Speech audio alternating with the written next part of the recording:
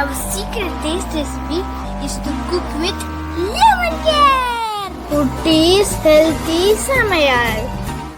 Hello friends, welcome to Kutties Healthy Samayal. Be positive, be healthy. நாம் இன்னைக்கு டேஸ்டியான ஹெல்த்தியான மில்க் பூரி எப்படி செய்யுதுன்னு பார்க்கலாமா? அதுக்கு முன்னாடி நம்ம சேனலை சப்ஸ்கிரைப் பண்ணாதவங்க சப்ஸ்கிரைப் பண்ணிவிட்டு பக்கத்தில் இருக்க பெல் பட்டனை கிளிக் பண்ணிக்கோங்க. ஆல் ஆப்ஷனை கிளிக் பண்ணுங்கள். அப்போ தான் நாங்கள் போடுற எல்லா வீடியோஸோட நோட்டிஃபிகேஷன்ஸ் உங்களுக்கு வரும். இது வரைக்கும் சப்ஸ்கிரைப் பண்ண எல்லாருக்கும் தேங்க்யூ ஸோ மச். நாம் இன்றைக்கி ரொம்பவும் டேஸ்டியான டிஃப்ரெண்ட்டான ஒரு ரெசிபி தான் பார்க்க போகிறோம். அதாவது மில்க் பூரி. நம்ம யூஸ்வலாக பூரி செஞ்சு சாப்பிடுவோம், ஆனால் இது போல் மில்க் பூரி செஞ்சு சாப்பிடும்போது ரொம்பவும் டேஸ்டியாக இருக்கும். அதே சமயம் ரொம்பவும் ஹெல்த்தியானதும் கூட. யாராவது திடீர்னு கெஸ்ட்டு வந்துட்டாங்கன்னா நீங்கள் டிஃப்ரெண்ட்டாக ஏதாவது ஸ்வீட் போல் செய்யணும் அப்படின்னு நினச்சிங்கன்னா இது போல் கூட நீங்கள் செஞ்சு கொடுக்கலாம். அதே சமயம் வீட்லேயும் நீங்கள் பிள்ளைங்களுக்கு செஞ்சு கொடுக்கும்போது ரொம்ப சூப்பராக சாப்பிட்டுப்பாங்க. அந்த அளவுக்கு இது ரொம்பவும் டேஸ்டியாகவும் இருக்கும். அதே சமயம் நம்ம இதில் ஆட் பண்ண நட்ஸ் எல்லாம் ரொம்பவும் ஹெல்த்தியானதும் கூட. வாங்க இது எப்படி செய்யுதுன்னு பார்த்துக்கலாம். வீடியோ ஸ்கிப் பண்ணாமல் பாருங்கள். அப்போ தான் உங்களுக்கும் இன்ட்ரெஸ்டிங்காக இருக்கும், எங்களுக்கும் வந்து சப்போர்ட்டிவாக இருக்கும். இது செய்கிறதுக்காக நான் முதல்ல 1.5 கப் கோதுமை மாவு தான் எடுத்திருக்கேன். நீங்கள் மைதா கூட எடுத்துக்கலாம், அது உங்களோட விருப்பம்தான்.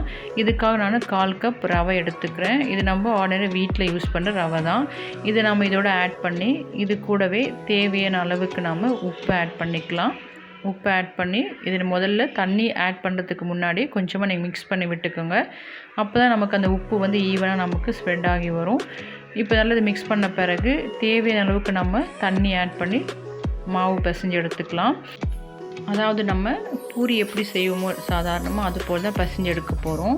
ஆனால் இதில் நம்ம ரவை ஆட் பண்ணுறதொட்டு கொஞ்சம் நம்ம லைட்டாக கலரை ஆட் பண்ணோம். ஆனால் நீங்கள் மொத்தமாக தண்ணி ஊற்றி பிசையாமல் இது போல் நீங்கள் இந்த மாதிரி உதிரி உதிரியாக முதல்ல பிசைஞ்சு எடுத்துக்கோங்க. அதுக்கப்புறம் ஒரு 2-3 ஸ்பூன் எண்ணெய் ஆட் பண்ணி பிசையுங்க. இது எப்போவுமே நீங்கள் சப்பாத்தி செய்யும்போது பூரி செய்யும்போது இந்த டிப்பை நீங்கள் ஃபாலோ பண்ணிக்கலாம். அப்போ ரொம்ப உங்களுக்கு சாஃப்டாக இருக்கும்.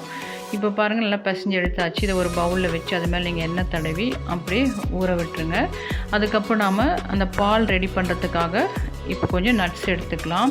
நான் ஒரு 3 கேஷ்யூவும் 2 பிஸ்தா தான் எடுத்திருக்கேன். இது ஒரு டேஸ்ட்டுக்காக தான். பாதாம் தான் நான் ஒரு 16 கிட்ட, அதாவது 16 பாதாம் கிட்ட எடுத்திருக்கேன். இந்த நட்ஸ் வந்து உங்கள் விருப்பத்தை பொறுத்தா, இது ஆப்ஷனல் தான்.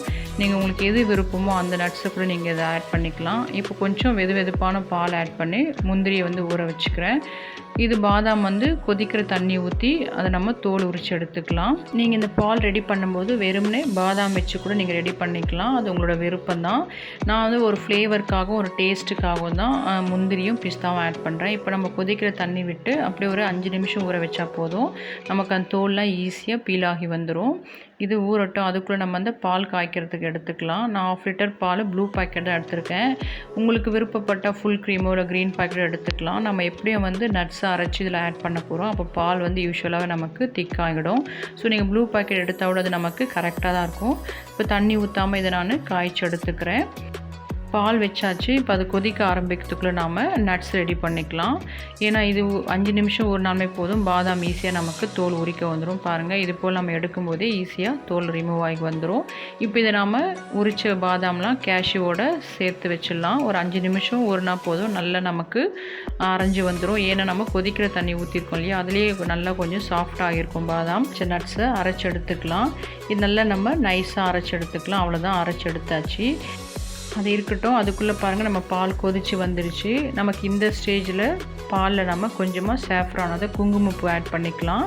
இது ஒரு 1/4 ஸ்பூன் அளவுக்கு இருக்கும். இது ஒரு ஃப்ளேவருக்காகவும் கலரிங்காக தான், அதுக்காக தான் நான் ஆட் பண்ணுறேன். நீங்கள் இல்லைன்னா ஸ்கிப் பண்ணிக்கலாம், அது ஒன்றும் ப்ராப்ளம் கிடையாது. இப்போ அது கொதித்து வரும்போது அந்த கலரிங் வந்து நமக்கு நல்லா கிடைக்கும். பாலில் மைல்டாக க்ரீம் கலரில் இருக்கும். ஃப்ளேவரும் ரொம்ப நல்லாயிருக்கும். இது நீங்கள் சிம்மில் வச்சு அப்படியே கொதிக்க வைக்கலாம், இல்லை மீடியம் ஃப்ளேமில் வச்சு கரண்டி இது போல் பால் உள்ளே வச்சிட்டிங்கன்னா உங்களுக்கு பொங்கி வழியாமல் அப்படியே பால் உள்ளவே இருக்கும். இதுவும் ஒரு டிப்பாக நீங்கள் ஃபாலோ பண்ணிக்கலாம். இப்போ அரைச்செடுத்து இந்த மிக்ஸை நாம் பாலோடு ஆட் பண்ணி கொஞ்சமாக கொதிக்க விட்டுக்கலாம். பாருங்கள், பால் நமக்கு நல்லா சுண்டி திக்காக வந்துடுச்சு. இந்த ஸ்டேஜில் அரைச்செடுத்த அந்த நட்ஸ் மில்க்கையும் இதோட ஆட் பண்ணிக்கலாம். ஆட் பண்ணி நல்லா மிக்ஸ் பண்ணி விட்டுக்கலாம். இதில் நான் ஒரு 1/4 கப் அளவுக்கு சுகர் ஆட் பண்ணிக்கிறேன். ஸ்வீட்னஸ் வந்து உங்கள் டேஸ்ட்டை பொறுத்து கூடவோ குறையவோ சுகர் ஆட் பண்ணிக்கோங்க. அடுத்து நான் ஏலக்காவோட அந்த சீட்ஸ் மட்டும் எடுத்து, அதாவது அது உள்ளே இருக்கிற அந்த விதைகள் மட்டும் எடுத்து நான் பாலோட ஆட் பண்ணிக்கிறேன். உங்கள்கிட்ட ஏலக்காய் பவுடர் இருந்தால் நீங்கள் அதை கூட ஆட் பண்ணிக்கலாம். அடுத்து நாம் கார்னிஷிங்காக கொஞ்சமாக ட்ரை ஃப்ரூட்ஸ் எடுத்துக்கலாம். அதில் கொஞ்சமாக பிஸ்தா, முந்திரி, பாதாம் அண்ட் காய்ந்த திராட்சை இதுதான் நான் எடுத்திருக்கேன். உங்கள்கிட்ட எது அவைலபிளோ நீங்கள் அதை எடுத்துக்கலாம். இதுவும் உங்களோட விருப்பம் தான். இது நம்ம மேலே வந்து ஸ்ப்ரெட் பண்ணி அந்த பூரியோடு சாப்பிடும்போது ரொம்ப டேஸ்டியாக இருக்கும். அவ்வளோதான், அதை எடுத்து வச்சாச்சு. இப்போ நம்மளோட பால் பாருங்கள் சூப்பர் ரெடி ஆகிடுச்சு.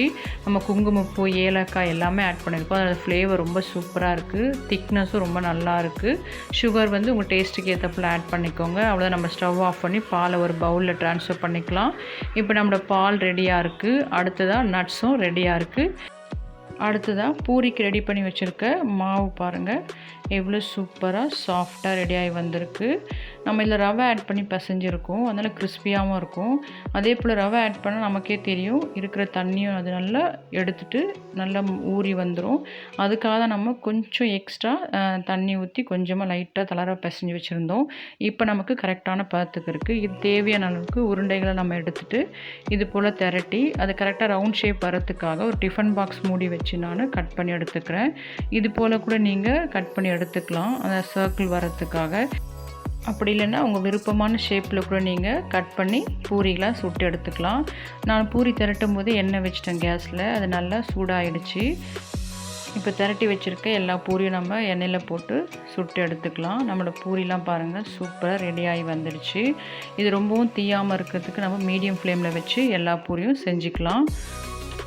அவ்வளோதான், நம்மளோட பூரிகளும் ரெடி ஆகிடுச்சு. இப்போ செஞ்சு எடுத்து வச்ச பூரிகளை ஒரு பிளேட்டில் நம்ம இது போல் அடுக்கிக்கலாம். அடுக்கின பூரியை அப்படியே நம்ம வைக்காமல் ரெண்டாக ஃபோல்டு பண்ணிக்கலாம், அதாவது மடித்து வச்சுக்கலாம். ஒவ்வொரு பூரியும் இது போல் ரெண்டாக நம்ம மடித்து வச்சுட்டு அது மேலே இப்போ நம்ம காய்ச்சி எடுத்து வச்சுருக்க பால் அப்படியே அப்ளை பண்ணிக்க போகிறோம். அவ்வளோதான், நம்மளோட பூரிகள்லாம் பாருங்கள் நல்லா ஃபோல்டு பண்ணி வச்சாச்சு. அது மேலே நம்ம காய்ச்சி எடுத்து வச்சுருக்க அந்த நட்ஸ் மில்க்கையும் ஆட் பண்ணிக்கலாம். இது போல் நீங்கள் ஃபுல்லாக ஸ்ப்ரெட் பண்ணி விட்டுருங்க. இந்த பால் வந்து பூரிகள் முழுகிற அளவுக்கு நீங்கள் ஊற்றி சர்வ் பண்ணணும், அப்போ தான் நல்லா ஊறி இருக்கும். நான் வீடியோவில் எடுக்கிறதுக்காக சைடில் பூரிகள் தெரியணுன்றதுக்காக நடுவில் மட்டும் பால் ஊற்றுறேன். ஆனால் பிளேட்டில் பாருங்கள் சைட்லாம் பால் இருக்குது. அந்த அளவுக்கு நீங்கள் பாலில் நல்லா ஊற வைக்கணும். அடுத்து அது மேலே நம்ம சாப் பண்ணி எடுத்து வச்சுருக்க நட்ஸ், பாதாம், பிஸ்தா, முந்திரி அண்ட் ட்ரை கிரேப்ஸ் இதையும் நம்ம அது மேலே ஸ்ப்ரெட் பண்ணி சர்வ் பண்ணிக்கலாம். இப்படி சர்வ் பண்ணும்போது அப்படியே எடுத்து சாப்பிடும்போது ரொம்பவும் டேஸ்டியாக இருக்கும். அது மாத்திரம் இல்லை, இது ஒரு 10 மினிட்ஸ் மட்டும் ஊறினா போதும். ஏன்னா அப்போ தான் கொஞ்சம் கிறிஸ்பியாக இருக்கும். பாலோடு சேர்த்து சாப்பிடும்போது இந்த டேஸ்ட் இருக்கும். இந்த பாலோடு சேர்த்து பூரியை ஊற வைக்கிறது உங்கள் டேஸ்ட்டை பொறுத்து. சில பேர் வந்து பூரி நல்லா ஊறி சாஃப்டாக சாப்பிடணுன்னு லைக் பண்ணுவாங்க. அப்படி இருக்கவங்க எக்ஸ்ட்ரா ஒரு 5 மினிட்ஸ் ஊற வச்சு அதுக்கப்புறம் நீங்கள் சாஃப்டாக சாப்பிட்டுக்கலாம். அது உங்கள் டேஸ்ட்டை பொறுத்து தான். அவ்வளோதான், நம்மளோட மில்க் பூரி சூப்பராக ரெடி ஆகிடுச்சு. இது ரொம்ப ரிச்சானதும் கூட, அதே சமயம் ரொம்ப ஹெல்த்தியானதும் கூட. நீங்களும் செஞ்சு பார்த்துட்டு உங்கள் டேஸ்ட், உங்கள் எக்ஸ்பீரியன்ஸ் எங்களுக்கு கமெண்ட் பண்ணுங்கள், லைக் பண்ணுங்கள். தேங்க்யூ. Yummy tasty. நீங்களும் ட்ரை பண்ணுங்கள், என்ஜாய் பண்ணுங்கள், ஹெல்த்தியாக இருங்க. தேங்க்யூ. மற்ற ரெசிபீஸோட லிங்க்ஸ் எல்லாம் டிஸ்கிரிப்ஷன் பாக்ஸில் இருக்குது. உங்களுக்கு இந்த வீடியோ பிடிச்சிருந்ததுன்னா லைக் பண்ணுங்கள், ஷேர் பண்ணுங்கள், கமெண்ட் பண்ணுங்கள், சப்ஸ்கிரைப் பண்ணுங்கள், பக்கத்தில் இருக்க பெல் பட்டனையும் கிளிக் பண்ணுங்கள். பாய்.